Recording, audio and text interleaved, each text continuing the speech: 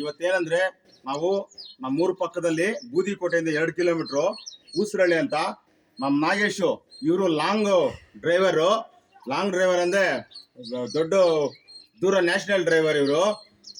ತುಂಬಾ ನಾನು ವಿಡಿಯೋಸು ಪ್ರತಿಯೊಂದು ವಿಡಿಯೋಸ್ನು ಶೇರ್ ಮಾಡ್ತಾರೆ, ಗ್ರೂಪ್ ಹಾಕ್ತಾರೆ, ವಾಟ್ಸಪ್ ಅಲ್ಲಿ ಹಾಕ್ತಾರೆ, ಇನ್ಸ್ಟಾಗ್ರಾಮ್ ಸ್ಟೋರಿಗೆ ಹಾಕ್ತಾರೆ. ನಾನು ಸ್ವಲ್ಪ ಬೆಳೀಲಿ ಅಂದ್ಬಿಟ್ಟು ಪಾಪ ಇವ್ರು ನನಗೆ ತುಂಬಾ ಸಪೋರ್ಟ್ ಕೊಡ್ತಾ ಇದ್ದಾರೆ.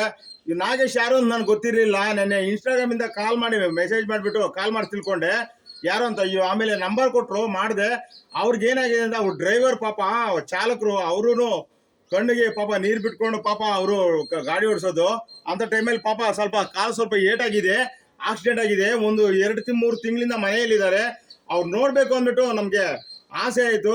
ಅವ್ರು ಮಾತಾಡಿಸ್ಬೇಕು ಅಂತ ನೋಡಿ ನಾಗೇಶ್ ಅವ್ರು ಮಾತಾಡಿಸ್ಬೇಕು ಅಂತ ಬಂದಿದ್ವಿ. ದೇವರು ಆಯುಸ್ಸು ಆರೋಗ್ಯ ಕೊಟ್ಟು ಅವ್ರ ಭಾಗ್ಯ ಕೊಟ್ಟು ಅವ್ರು ಬೇಗ ಗುಣಮುಖರಾಗ್ಲಿ ಅಂತ ನೀವೆಲ್ಲ ಆಶೀರ್ವಾದ ಮಾಡಲಿ. ನಾಗೇಶ್ ಪಾಪ ಇವರು ತುಂಬಾ ಒಳ್ಳೆಯವರು.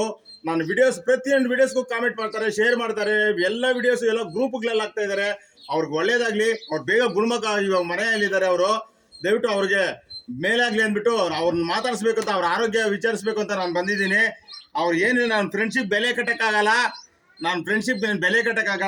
ನಾಗೇಶ್ ಅಂತ ಕೆಲಸ ನಂಗೆ ಮಾಡ್ತಾ ಇದ್ದಾರೆ. ಅವರು ಡ್ರೈವರು, ಅವ್ರು ಚೆನ್ನಾಗಾಗ್ಲಿ ಅಂದ್ಬಿಟ್ಟು ದೇವರಲ್ಲಿ ನಾನು ಪ್ರಾರ್ಥಿಸ್ಕೊಳ್ತೀನಿ. ಜನರೇ, ನೀವೆಲ್ಲ ಆಶೀರ್ವಾದ ಮಾಡಿ ನಮ್ಮ ನಾಗೇಶ್ ಅವ್ರಿಗೆ.